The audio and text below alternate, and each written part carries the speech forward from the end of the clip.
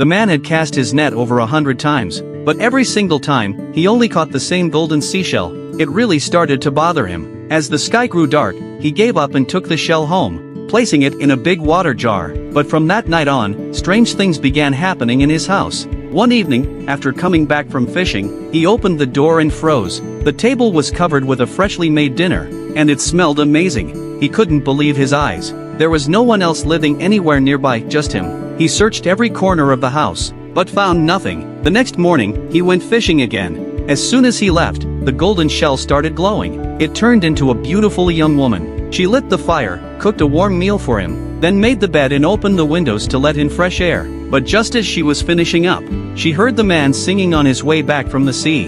In a flash, she turned back into a shell and hid inside the jar.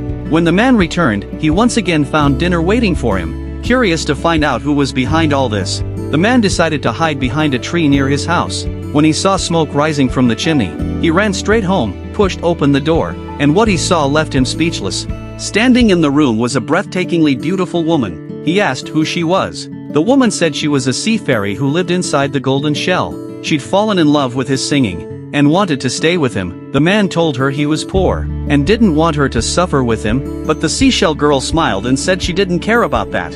As long as they could be together, she'd be happy. Touched by her words, the man agreed to let her stay. From then on, they lived a simple life, working from sunrise to sunset. Life wasn't easy, but sharing it together made it all worth it.